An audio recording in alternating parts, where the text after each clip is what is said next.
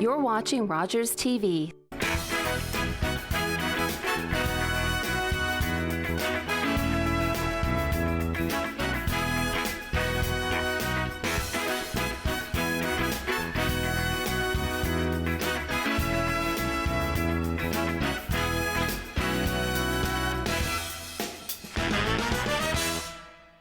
Good evening and welcome back to Weststock. Today is Tuesday, February the 25th, and winter is of course well underway. We're right in the middle of Corner VBrook's Winter Carnival, and already we've been seeing excitement all over the place. Many events, lots of smiling faces, lots of things happening, but lots left to happen. Of course, also this weekend past, we saw Jib Fest come back through the area for its 15th year. This festival, I'm pretty sure, just set a new record for attendance at Marble Mountain on Saturday night. I've never seen so many people in there in my entire life. Very cool event, very well executed. Hats off to the whole team and everybody at Marble for pulling it off again this year. And already can't wait for next year's Jib Fest. But putting the focus back on the Corner VBrook Carnival, you know, so much happens every single day. If you're not looking at the events calendar on a daily basis, you're probably missing some great things. And so just to help keep it on top of your mind and make sure that you can get out in this final week of Carnival to enjoy as much of it as possible, we are very excited to have a special guest in the studio with us, all the way from his icy cave. We would like to welcome Leif the Lucky back to the studio. Leif, thank you so much for coming down. Thanks for having me. Appreciate it. I know you've had a busy time this week. Yes, sir. And I appreciate you just off camera catching me up on sort of your, 1,000 years of history. Mm-hmm. It's a lot to go over here in 10 minutes. So I wondered if we can just provide a bit of a Reader's Digest version, because an interesting thing a lot of people might not realize. Of course, they know Leif comes back every carnival, right? Mm-hmm. It's not Winter Carnival without Leif, but a lot of people don't realize that Leif has been on the go well before Carnival even started. Yep. Can you talk about that? The idea with Leif to be, well, I suppose, a mascot for the actual carnival, the seed was planted back in 1964. And Dr. Bob McLeod was a member of the Corner VBrook Ski Club at the time, and they had a ski day. They were trying to get the people in the region interested in skiing, and this is, of course, well before the development of Marble Mountain and what we have out there now. And at that time, they had this fun day, and all of a sudden, they see this character coming out of the snow with a big shield and sword and the horns, the whole works. And this was Dr. McLeod dressed up as Leif the Lucky. And this was a local Corner VBrook physician, is that right? Or? Yes, yep. He was a local dentist. And so that was 1964, and they kept going and going, and then eventually 1972 was our very first Winter Carnival. And it was very appropriate, of course, at that time that Dr. McLeod would be the first Leif. They decided to use the character as the mascot, and now we refer to not just as a mascot, but as the spirit of Carnival, because as that person, and with me now, and people who have gone before me, the idea is to go around and try to get people interested in what's happening during Carnival and get out and enjoy everything. So it started from there, and then of course it was a weekend carnival at first, and then gradually developed into the 10-day carnival that we have right now. Yeah, wow. So we're celebrating, we always say we have to take out the 2 years from COVID, which we missed, but 52 years is what we're celebrating this year. So that's a pretty good history, I think. It is a good history. Yeah. It's just interesting to think back over that amount of time, how many things in our area have changed and evolved. Carnival has obviously grown, but Carnival has remained, the spirit of Carnival has remained the same. But you mentioned just even the fact that Marble Mountain wasn't even a thing when Corner VBrook started having a carnival, right? And what other things sort of stand out to you that, when you think back to the first carnival that you were involved in versus today, have most changed in our community? Well, with Marble, one thing that really stands out with me, and this is, of course, pre-lodge that we have out there now. When we go out, they had these little, it was almost like little box cabins. And this was the headquarters of the ski lodge. And I remember the first year, this was in 1993, first year we went out there, and we walked into the main lodge, and I remember seeing it was snow covered and wet, and the floors would actually sink down a little bit as people were going in. But it was was pretty rustic, but it was the atmosphere in that place. Right. As soon as you walked in, people were there having a good time, and there was a big fire pit in the middle of the main room, and people were cooking up steaks. And Wow. And the Toutons were the big thing that we used to take part of at that time. But it was a wonderful atmosphere. Absolutely wonderful. And of course, then later on, a few years later, we graduated into the big modern structure that we have out there now, and Right. people are utilizing that. And I'm sure the last few days they've been going absolutely crazy out at Marble, enjoying the great weather. They have, yeah. They've been putting the place to its paces. Yeah. And a lot of people don't probably realize that, and correct me if I'm wrong, but the lodge that you're describing, the early lodge of the ski hill, is now the Cross Country Ski Club Lodge. Well, I didn't realize that. Yeah, they moved. Now, I don't know if it's like the original, but I know that Probably the part lodge of up it. there today is part of what would have been, and I was never at that original Yeah. structure, but Well, they've done a good job. They firmed up the floor in this one. they definitely put the floor back in her, so that's a good thing. So, and I guess another good thing about Leif being a actual human Viking and not just some, furry mascot thing is now you can go and actually engage in a lot of these events. And I know you're going to be hosting one of the events coming up soon that people get so excited about in Corner VBrook, which is the hottest man in the coldest season That's right. contest. Yeah. So I hear you're actually going to be hosting that this year. I will be hosting, I've been doing that for a number of years now, and we usually have a lot of fun. There was a couple of times where I went home and got changed and just came back as the other person that I am in real life. Right. And but they said, well, let's keep with You mean the theme. You went home and changed and then competed in the hottest man? No, Is there- I didn't do that. No. Well, I came back as Leif dressed up, and before I even, went up on the Right. stage, I was already the hottest man in the building, right? Right, of course. Because Literally. this here kind of heats up after Yeah, a while. man, and you got a lot of copper on you as well. Oh yeah. So that's going to be a good time. That'll be a wonderful time. We usually have a good turnout, and all the guys that take part in it, they do it with the spirit of carnival. It's a lot of fun. Yeah, it's all meant to be Yeah. very lighthearted, of course. Yeah. After 50 odd years now of carnivaling, what is the event that you look forward to the most? And now be honest. What is the night that you're going to have the most fun of all? The one thing that I have to say I'm very proud of is the Leafling Gala. Okay. That's one thing that Sandra and she is affectionately called Mrs. Lucky during Carnival. Is that a new thing, or has this always been the This year is our 19th. Okay. Yeah. So we're very proud of that, and we developed that program to incorporate the K to 6 age group. And we wanted to get something out there that the youngsters in our community could get involved in, and we knew that they had this attachment to Leif, because every time I'd come out of the hut on opening night, there would be just a horde of children there waiting to get a hug or have a picture taken. And I've had some over the years who have handed me little pictures that they've drawn and little mementos and things like that, right? So that's very special. So we looked at that and we said, let's see if we can do something where the kids would be involved and have a bit of fun. Yeah. And where they like Leif so much, why don't we just have at first a mini Leif? Right. Somebody who could tag around with Leif and the Carnival Committee for the week of Carnival. And we gradually developed it. The very first one we had in 2005 was at Herdman at the time in the cafeteria. And it went from there, and our first Leafling at that time was Aiden Mesher. He was 5 years old in kindergarten. Wow. And now he's a young man. He's got a career and developing his life and everything. Cool. And then the nice thing about these Leaflings, they're growing up now, of course. We've had some who have gone on to become ambassadors. And we had one who was our Leafling, and she became an ambassador, and she was also Miss Newfoundland and Labrador. Oh, That's wow. Claire Beck. Okay, cool, Yeah. cool. But they all come back, and when they see us, it's like it's a family that we've developed, which Yeah. is very nice. So that's why that event in particular is very special to me and to Sandra and I. Yeah, that makes a lot of sense. And of course, really what's going on there is you're planting seeds for the future carnival exactly committee, it. for the Yeah. patrons It's of a the seed future. planter. Yeah, in like Yeah. 15, 20 years, who's going to be the ambassadors and the supporters. Yeah. So that's really great to see. And there's so many different events coming up that I'd love to talk to you about.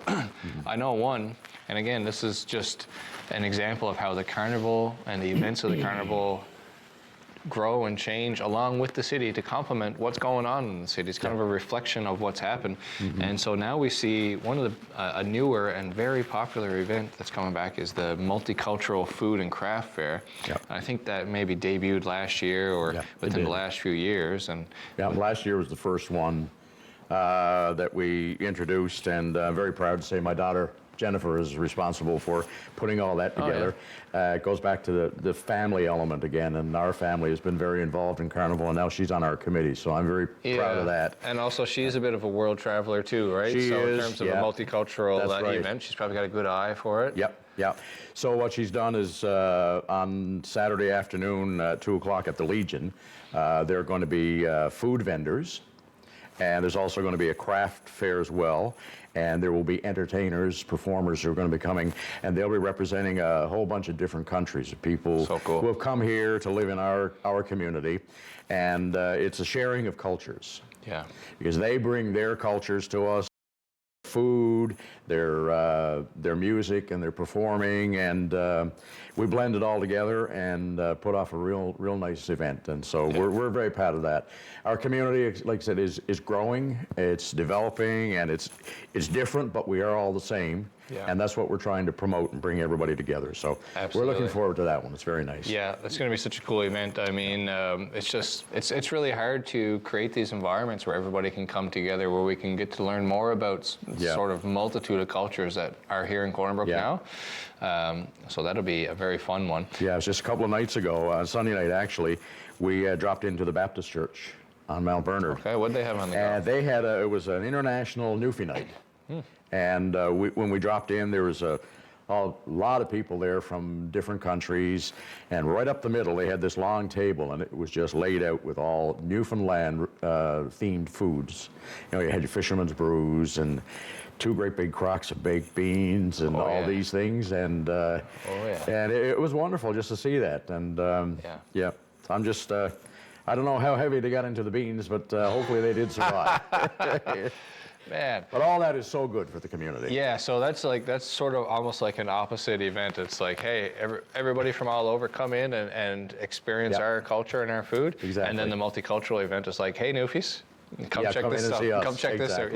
Yeah. And that's the kind of thing, like, I think living in Corner VBrook, this is one of the things people feel like they miss sometimes versus being in the city. You know, the exposure to other cultures, and people are really intrigued by it. They want to try the food, they want to know about it. So it's awesome to see the Carnival Committee putting together this opportunity. And of course, as well, you know, Leif has been very involved with the business community over the years, and during Carnival likes to drop by and support a lot of these different participating businesses. What can you say about how Carnival is actually, you know, what it's done for small business in Corner VBrook, creating this much activity in February, you know, which is a cold and lonely time. No, it's certainly good for business. If you're a restaurant, a bar owner, you have a boutique or something, anything like that. You've got people who are coming in from outside the region, from different parts of the province, and from different parts of the world, really. Yeah. Because over the years, in the time that I've been involved, I've seen so many different people who have come in. I've met one year, I remember there was a family of Norwegians who actually came to visit. Wow. And back a long time ago, I met this lady and her husband from England, and she was Danish. She was a direct descendant from King Canute. Your cousin? My cousin. Yes, but. Yeah. And so we, for 2 or 3 years, they were coming over, and each year we'd hang out and have a chat. Yep. And she actually gave me a copy of that full family tree from Canute right on to where we are today. Wow. So it's been an opportunity to meet so many different people. And of course, when all these people come here, they have to go somewhere to eat. They want to go out and have a party. I maybe want to buy some souvenirs or go to the craft shows, things like that. So all of this is definitely good for the business community. And in our travels around during the week, we go to different places and we see the effect that it's having. So it's very positive, I think. Yeah, and just being this recurring presence in every carnival, I guess you are the person who does see these folks who come in every year. Yeah. And they're coming back, and I can see if people are going to be planning their winter trip to Western Newfoundland, which they should, then they're probably going to do it around Corner VBrook or around the carnival. Hey, when they know there's going to be all these extra events and things going on. Exactly. That's amazing. And I know you guys had the carnival dance. Well, you had a big dance at the Palace there, I guess last weekend. That went over very well with the mixtapes. Yeah. And something ongoing that is, by the sounds of it, still just ramping up is your sculpture contest. So we should talk about that a little bit. I'm seeing sculptures all over the city now, but it's not over, right? No. Actually, it's too bad we couldn't convince Sandra to come on with us. It is too bad we yeah, tried, though. She's eh? got this little thing, camera shy or whatever, Yeah. but behind the scenes is where she does her work. And we had the snow sculpturing for a number of years, and when COVID came along, it faded out, and we said, well, we should bring this back. And at that time, we had prizes for the first, second, and third places.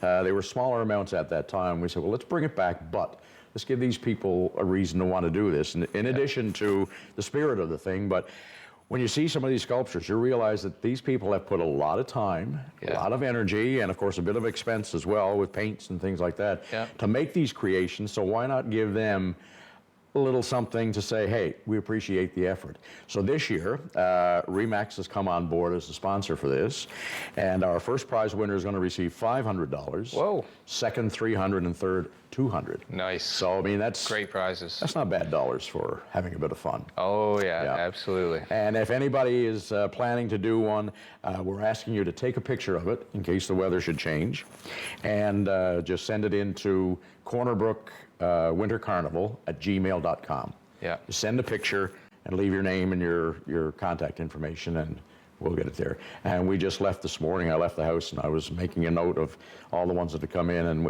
we were, I think we received 6 or 8.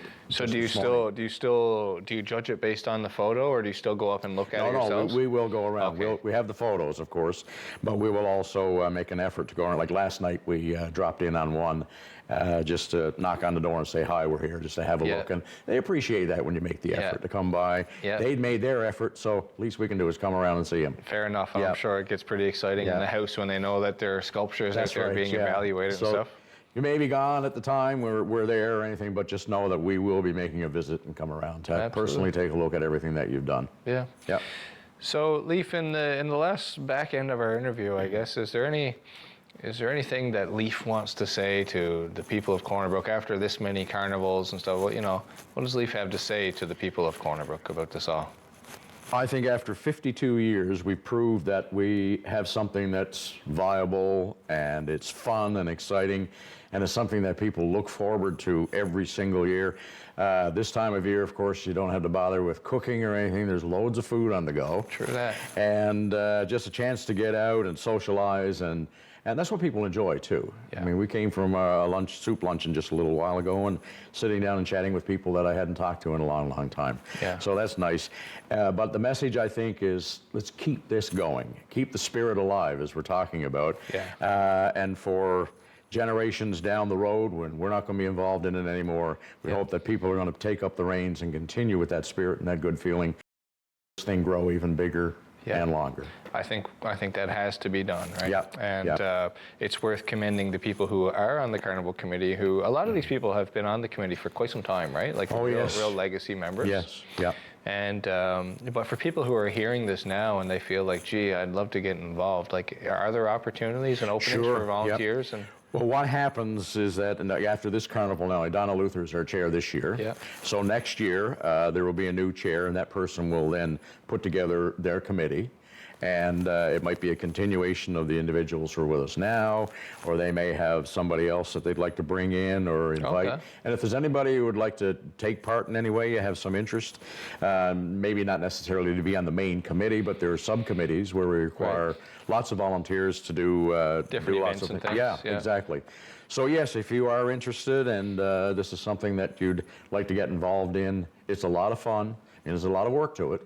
Yeah. Putting it all together, and we don't just start 2 weeks before Carnival starts. No. This is something that, when this one ends, we will take a little break, and then eventually we'll get back together and just look at the one that was completed, and then we'll start eyeing for the next one and prepare for next year. So we're always looking for new blood, and anybody who would like to get involved and be a part of a very, very special event. Amazing. And of course to our business community as well, who support the show so much. They can always, I guess, reach out to sponsor and support, even if they don't have time to get involved, they can sort of support this community effort, right? Yeah, if there's any businesses out there who would like to look at doing some kind of a special event, we'd certainly like to bring in like a major entertainment act. That's one thing. Yeah. That takes money. Yeah, that takes partnership, right? That's right, and partnership. So we're always reaching out to people who, if you have the financial background to be able to support something like that and do it, that's going to be a plus as well. Yeah, I know even we've had some chats about that over the years, and I do think Yes. that would be a really nice thing to just kind of solidify the carnival's legacy and set a future trajectory of how this can be. We have enough people around to support a big event during carnival. Oh my goodness, if right? you brought in a major act, I mean, you draw from all up the coast, Labrador, and the whole province, really, if it's something that people want to see. So that's really something that I know I would like to see. So if there's any people in the business sector or some major groups or anything like that that would like to get into something like that, and certainly reach out to us. Make Leaf's dreams come true. Oh yeah, that would be very nice. I can picture it now, man. Yeah. Well, hopefully we'll see that. Hopefully we'll see Leif up on stage at the big arena one of these days. You never know. Introducing one of Canada's top bands, hopefully. It would be nice. Absolutely. Leif, thank you so much.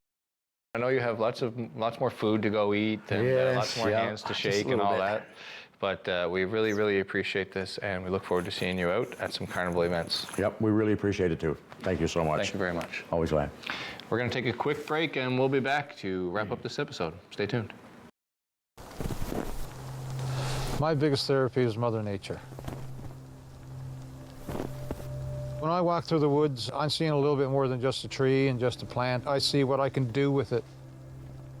I make medicines and salves from plants and trees. In 2014, I suffered with a heart attack. Since I had my heart attack, obviously there were some Western medications involved.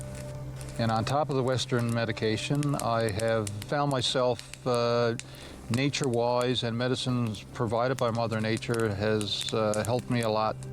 With nature, I have burned sage and sweetgrass. I find that cleanses the air and helps you cleanse your body. It also helps me talk to my ancestors. That has helped me through this whole process. I feel responsible as a Mi'kmaq person to help Mother Nature. We look at everything, whether it is a rock or a tree, as life. When I collect my medicines, I'm offering tobacco to thank the plant for the medicine. So the plant will, give me medicine again the following year. It's a part of the big whole. Right now we're standing in the middle of a boreal forest.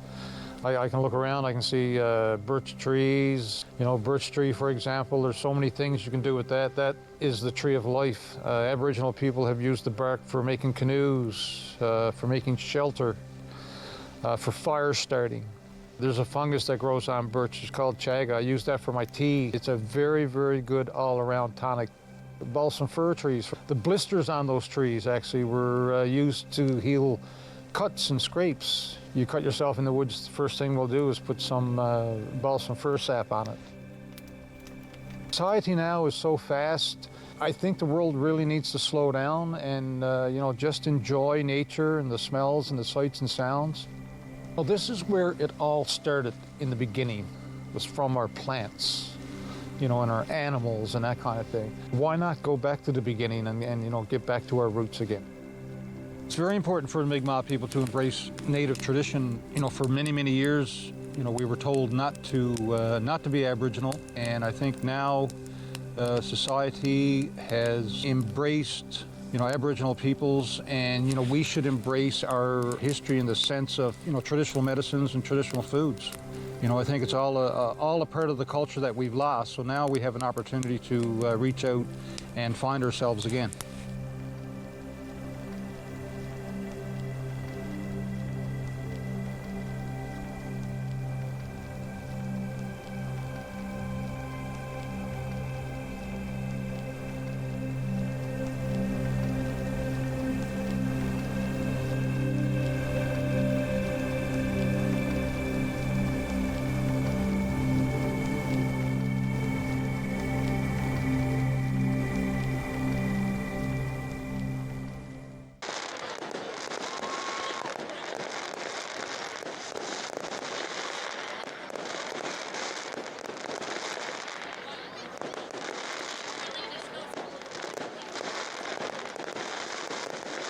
And that's it for today's episode. I want to thank Leif the Lucky for coming down and filling us with carnival spirit and also letting us know what the main events are we need to go take in over this next week. Thank you so much for being with us this Tuesday, and every Tuesday we'll be back next week with another episode of West Dock. Love ya.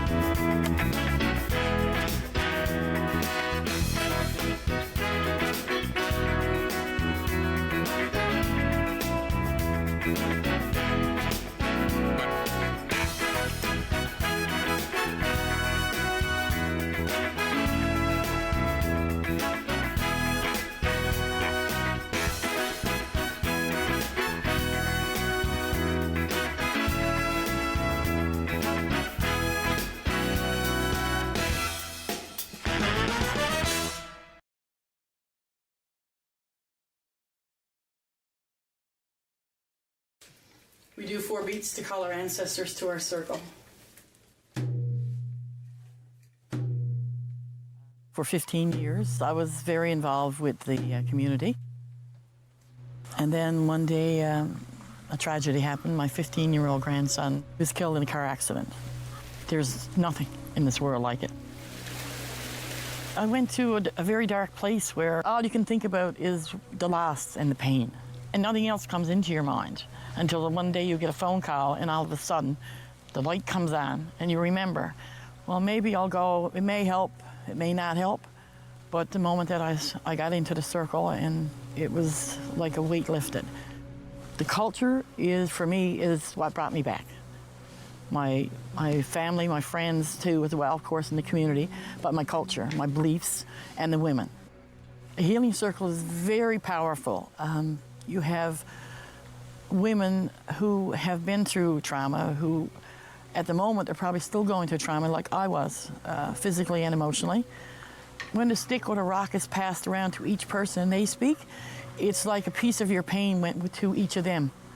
And when the stick comes back to you, half of that load on your shoulder seems to be lifted. It's very powerful, and it's there. It's offered to anybody who needs it. A healing circle can be called anytime. There are a lot of things that we offer in the culture, help offers in the culture, the Women's Association, with talking circles and healing circles, workshops, different workshops that you can come to. I think if you're focused on something other than your grief, it takes away for that little, that short period of time. It gives you some relief and something to look forward to. And I think every time you do that, it gives you little baby steps back into where you should be, back into your life and back into your community's life, your family's life.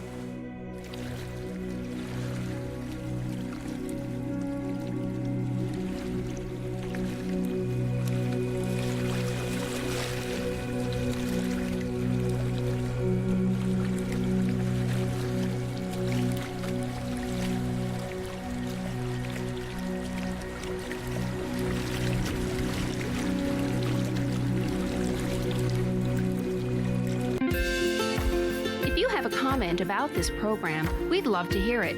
Email or call us, or send us your feedback through social media.